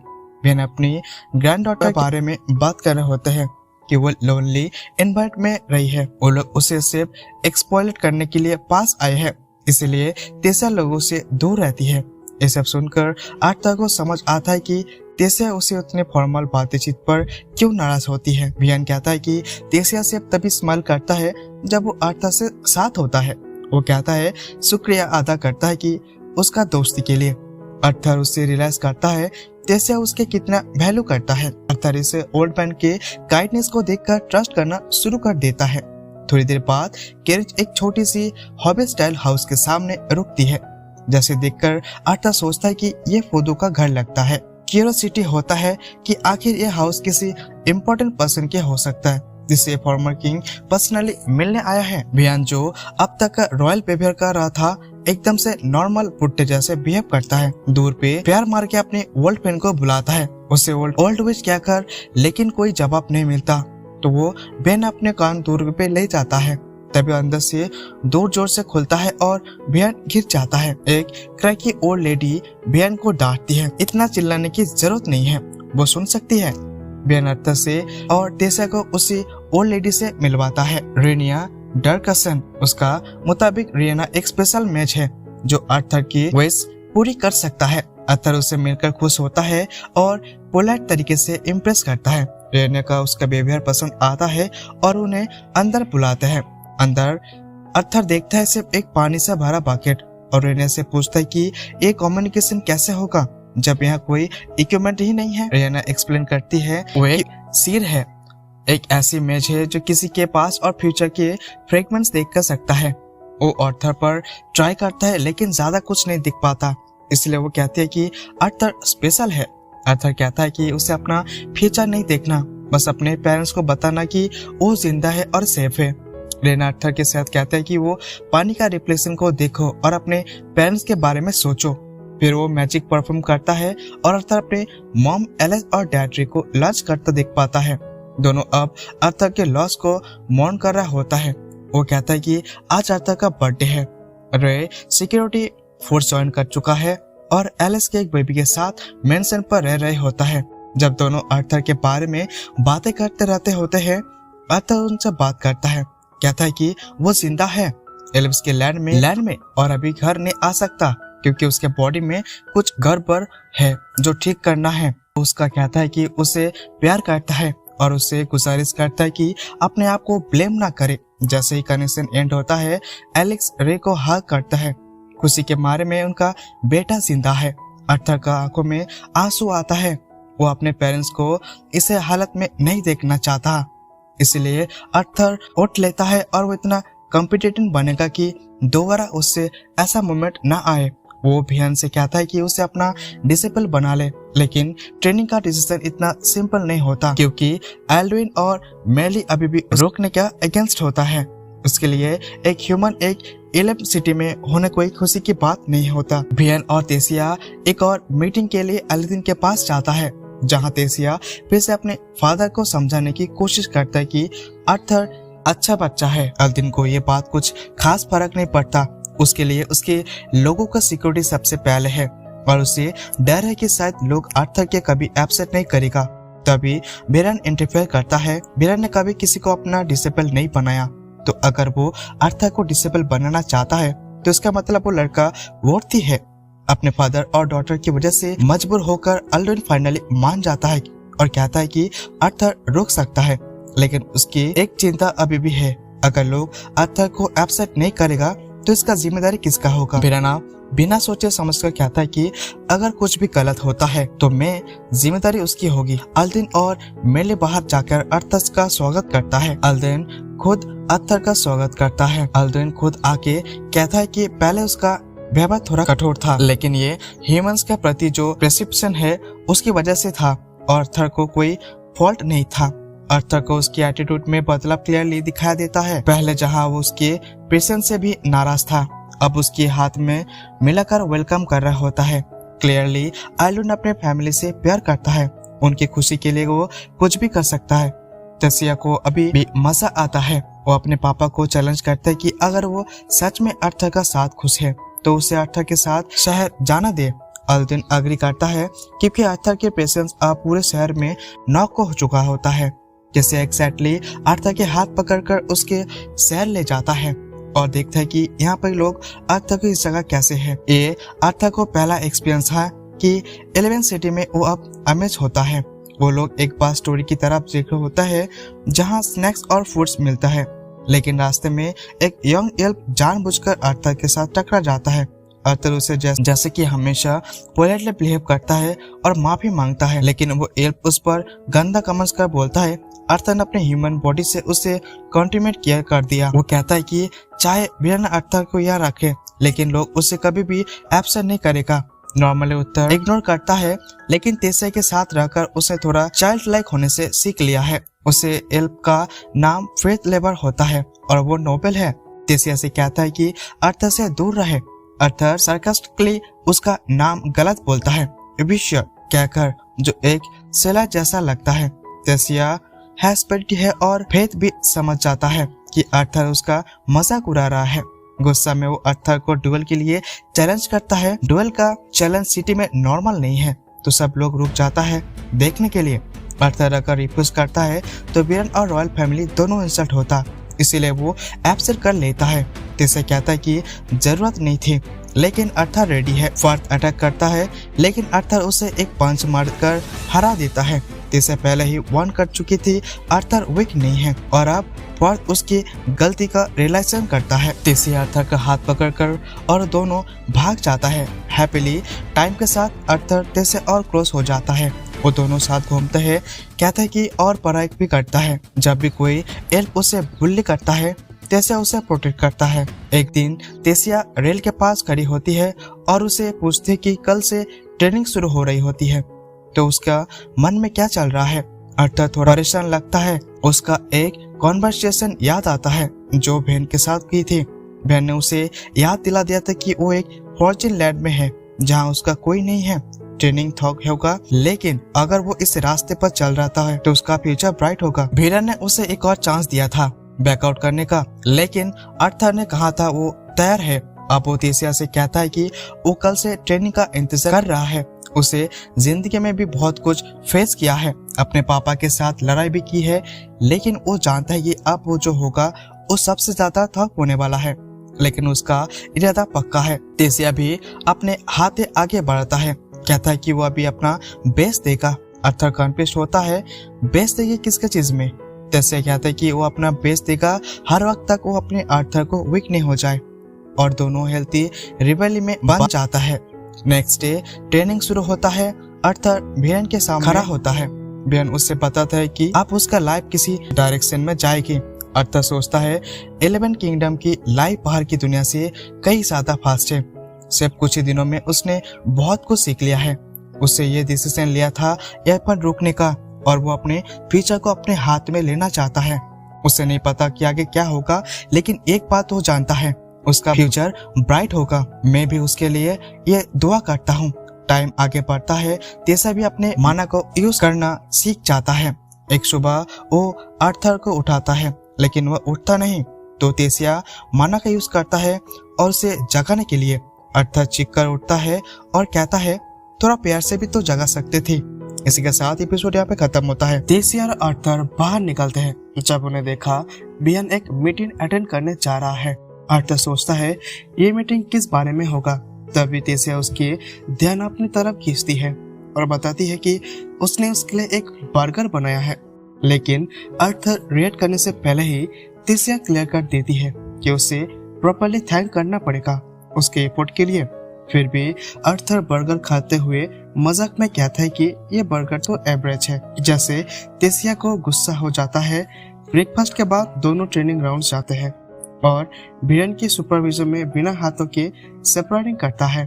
बाद में बियन उन्हें वुडन सर्वर देता है, जिससे सेपरेटिंग का इंटेंसिटी बढ़ जाता है और आर्थर फिर से तेसिया के प्रूव करता है और कहता है, प्रिटी लिटिल प्रिंसेस।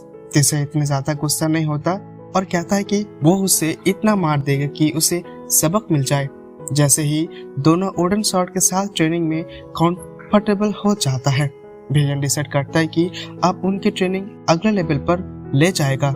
आर्थर और तेसिया सरप्राइजिंग फिनिश करता है। तब बियन उन्हें बुलाकर मैजिक के बारे में बात करता है। बियन का मुताबिक जब कोई इंसान इस दुनिया में माना अनलॉक करता है तो उसे 4 एलिमेंट्स आर्टिफिशियल के मिल सकता है, फायर, वाटर, विंड या फिर आर्ट। जो एलिमेंट वो रिसोनेट करता है वो पार्टली उसकी रेस पर डिपेंड करता है। जैसे एलिप्स मोस्टली विंड के साथ अटैच होता है, बाकी रेस वाटर आर्ट ज्यादा कंट्रोल करता है। ड्रॉप स्पेशली आर्ट और फायर मैजिक अच्छे से है और ह्यूमंस कोल्ड की वजह से चारों एलिमेंट्स को मैनिपुलेट करने की पोटेंशियल रखता है। लेकिन इसका मतलब ये नहीं कि एक ह्यूमन सब 4 एलिमेंट्स कंट्रोल कर सकता है। एक पर्सन सिर्फ एक एलिमेंट को अपने आइडेंटिफाई कर सकता है और वो एफिनिटी रैंडम होता है। वेरियन रेयर केस की कभी जिक्र करता है कि जहाँ कुछ ह्यूमंस मल्टीपल एलिमेंट्स कंट्रोल कर सकता है और मुझे स्ट्रॉन्ग फीलिंग हो रहा है कि आर्थर उनमें से एक हो सकता है। तेसिया हाथ उठाकर पूछता है कि आर्थर ने अपने बॉडी का मैजिक के साथ ट्रेन क्यों नहीं किया जिसे उसने किया था। बियन कहता है कि आर्थर वीक है, उसका माना कोर में एक बेस ट्वेल है जो उसका फिजिकल बॉडी और मैजिक के बीच बैलेंस बिगड़ रहा है। इसी वजह से आर्थर का दिल दर्द करता है। आर्थर सस्पेक्ट करता है कि वो बेस ट्वेल सलाइवा से जुड़ा हो सकता है, लेकिन अभी कंक्लूजन पर नहीं पहुंचना चाहिए। बेरन कहता है कि बेस ट्वेल का इलाज तभी हो सकता है जब वो आर्थर के चल रहा सब कुछ अच्छी तरह से समझ ले। तेसिया टीस काटता हुए कहता है कि क्या हार्ड ट्रेनिंग में जब तुझे मारूं तो तुझे दर्द होता है। आर्थर मान लेता है कि वो बहुत जोर से मारता है। आर्थर फिर बताता है कि तेसिया अचानक इतने स्ट्रॉन्ग क्यों हो गई। एक कम से कम उसके बराबर एलिप्स अपने मरना 10 साल की उम्र की यकीन कर लेता है और तेसिया 9 साल की है तो उसका मना अभी भी यकीन हुआ है। वो अपने मन में कर्मा डिस्ट्रॉय करना चुका है। ये मुझे तब याद आया जब आर्थर ने पहली बार अपने मना यकीन किया था। उसने अपने पेरेंट्स के घर उड़ा दिया था जब वो बेबी था। इसलिए तेसिया स्ट्रांग हुई है और अपनी टैलेंट को और बढ़ाने के लिए वो आर्थर के साथ ट्रेनिंग कर रहा है। एक दिन ट्रेनिंग के दौरान बेरियन डिसाइड करता है कि आर्थर को अपने बेस ट्वेल यकीन करना चाहिए और इसकी मुश्किल कदम को लेने के लिए बेरियन कहता है कि अगर ये रिचुअल सक्सेसफुल हुआ तो आर्थर के दर्द नहीं होगा और वो एक ट्रू बेस टेमर बन जाएगा। आर्थर इंटरेस्टेड होकर बैठ जाता है रिचुअल के लिए। बेरियन बताता है कि सबसे पहले उसे आर्थर मैजिक कोड में आग जलाना पड़ेगा और आर्थर को सिर्फ थोड़ी हीट फील होगा। बेरियन अपने माना आर्थर को ट्रांसफर करता है लेकिन कुछ एक्टिवेट हो जाता है। आर्थर चिल्लाने दर्द में अपना पूरा माना रिलीज करता है। जैसे बेरियन और तेसिया दोनों उठ जाता है। रिचुअल कंप्लीट होता है और आर्थर बेहोश गिर जाता है। बेरियन समझ जाता है कि क्या हो रहा है और आर्थर को कसर ले जाता है। उसके पास रहता है जब तक आर्थर जाग नहीं जाता। आर्थर ठीक होने के बाद बेरियन पूछता है कि क्या वो अपने बेस ट्वेल के बारे में जानता है। आर्थर थोड़ा भेगो होकर बताता है कि उसके अंदर ड्रैगन का बेस ट्वेल है बेन ने ये सस्पेंड किया था क्योंकि ड्रैगन्स लेजेंडरी विंग्स है। वो आर्थर से प्रॉमिस कर लेता है कि वो किसी के ये बात नहीं बताएगा क्योंकि बुरे लोग उसका बेस्ट टूल चुरा सकता है और कॉन्फ्लिक्ट हो सकता है। अब जब आर्थर के बेस्ट टूल यकीन हो गया है, बेन बताता है कि वो 4 महीने के बाद घर जा सकता है, जो आर्थर को सरप्राइज करता है क्योंकि वो सोच रहा था कि उसे अब 2 साल और यहाँ पर रहना पड़ेगा। बेन बताता है कि 4 महीने के बाद 3 किंगडम्स की तरफ से एक कल्चर एक्सचेंज इवेंट होगा और फिर जियो सिटी के एंट्रेंस खुलेंगे जहाँ आर्थर के पेरेंट्स रहता है। आर्थर अपसेट हो जाता है, सोच कि अब जब उसने बेन को मीटिंग के लिया जाता देखा था, वो एक्चुअली उसके लिए दूसरे किंगडम से बात कर रहा था। ये बात आर्थर को इमोशनल कर देता है। बेन कहता है कि खुश हो जाओ क्योंकि वो अपने पेरेंट्स से मिलने वाला है और आर्थर सोचता है कि तेसा इसका रिएक्शन कैसे देगा। बेन कहता है फिक्र मत करो, तेसा अपने पेरेंट्स से पहले ही ये सब जान चुकी है। रात को आर्थर अपने ड्रैगन एग से बात करता है अपने डिपार्चर के बारे में। तब एक ब्लो करता है, जैसा ही एक हच होता है आर्थर डर जाता है कि उसमें क्या होगा, लेकिन सेल टूटने पर एक क्यूट छोटा ड्रैगन निकलता है जो एक कैट जैसा लगता है। तुरंत आर्थर उसके क्यूटनेस पे फिदा हो जाता है, लेकिन जब वो उसकी बाजू काट लेता है जैसे बॉडी किटनेस करता है, तब आर्थर समझ जाता है कि वो ज्यादा फ्रेंडली नहीं है। असल में ड्रैगन्स ने उसका काटा था ताकि उस पर एक सील लगाया जा सके। अब आर्थर उसकी आवाज सुन सकता है जो उसकी बकवास होता है, लेकिन फिर भी वो खुश है कि उसका आवाज सुन सकता है। वो उसका नाम सिल्विया रखता है अपने माँ सिल्वा के नाम पर और सोचता है कि उसे सील का मतलब क्या है। खैर वो यकीन नहीं कर पाता कि वो बस 8 साल के होकर बाप बन गया है और सोचते सोचते वो सो जाता है कि ये क्या मुसुकुतेन सिंह वापस आ गया है। इस नए पेट का आने से सब चौक हैं और मैं क्यूरियस हूँ कि कम्युनिटी कैसे रिएक्ट करेगा, खासकर तेसिया जो अपने खुशी से भरे हुए है। अगला दिन सुबह होता है और जैसे ही हमेशा होता है तेसिया आर्थर को बेड से जगाने आता है। आर्थर इतना गहरा सोचता है कि उसका हल्का टच भी उस जगह पर नहीं है, तो वो उसके ऊपर एक कंबल हटाता है और उसे अजीब क्रिएचर को दिखती है। उसका चीखे इतनी तेज होता है कि आर्थर जाग जाता है। जो चीखे में डर की समझ रहा था वो एक्चुअली एक्साइटमेंट वाली थी। तेसे उससे नए क्रिएचर को देखकर बहुत ही खुश होता है। वो उसे हाथ में उठाकर बच्चे की तरह प्यार करता है। दोनों ट्रेनिंग ग्राउंड की तरफ जाता है बेन से मिलने। रास्ते में तीसरा हर तरह से सिल्विया को अपनी तरफ अट्रैक्ट करने की कोशिश करता है, लेकिन ये पेट माफ करना बेस्ट सिर्फ अपने मास्टर की पसंद करता है। जब वो ट्रेनिंग ग्राउंड पहुंचता है बेन हैरान होता है। वो पूछता है कि ये बेस्ट ट्वेल्व के एसेलमिनेशन का नतीजा है और आर्थर कहता है हाँ। आर्थर सिल्वी को देखकर सोचता है कि शायद बीच सोसाइटी में एब्सेंट नहीं होगा। उसके चेहरे पर सवाल होता है बिना कुछ बोले। बेन उसकी फिक्र समझ जाता है और कहता है कि कोई इश्यू नहीं है, लोग पहले ही ड्रैगन को एक्सपीरियंस पर बिलीव नहीं करता, तो इसकी स्पेशल माना बीस्ट कह सकता है। उसी दिन की ट्रेनिंग ऑफिशियली स्टार्ट होता है और बेन कहता है कि अब जब आर्थर ने अपनी बेस्ट माना अनलिस्ट कर दिया है तो सबसे अच्छा तरीका ही उसे बेस्ट को भी ट्रेनिंग करना और फिजिकल ड्यूल से बेहतर क्या हो सकता है। बेन अपने आप को स्पिरिट बेस्ट में बदल देता है। एक कीचड़ बहुत ही डरावना होता है। उसकी आवाज, एनर्जी और उससे निकलने वाली डार्क लाइट भी बच्चों की हिला देता है। वो डर जाता है और मजे की बात है कि फिर आर्थर से कहता है कि इस फॉर्म में उसे लड़ो। आर्थर सोचता है नहीं हो सकता कि वो लड़ पाएगा। वो क्रिएचर दिखाई भी नहीं देता, बार बार गायब होता है। आर्थर तुरंत ही मानने लगता है कि वो हार गया। फिर वापस अपने एलिप रूप में आता है और बताता है कि वो क्रिएचर शैडो पैंथर है। ये आवाज और रोशनी का ऐसा इस्तेमाल करता है कि उसके आसपास भी महसूस नहीं कर सकता, लेकिन जितना अच्छा हो है उतना ही ज्यादा वो अपनी एनर्जी खत्म कर देता है। अब जब वो आर्थर को परेशान कर चुका था तो वो एक लड़की निकालता है ताकि दोनों सही तरीके से ट्रेनिंग कर सके। कुछ दिन गुजर जाता है, फिर हफ्ता और शायद महीना भी। आर्थर ने अपने बीस्ट और माना दोनों को ट्रेनिंग कर लिया है। अब वो स्ट्रांग हो गया है और शैडो पैंथर से लड़ सकता है। जब गेट खोलने का वक्त करीब आता है जैसे उसकी कमी महसूस करने लगता है। एक्सचेंज के पहले ही सिटी में पार्टी होता है, लेकिन वो सेलिब्रेट नहीं कर पाता क्योंकि उसका दोस्त जा रहा है। आर्थर उसे मुस्कुराने के लिए मनाता है।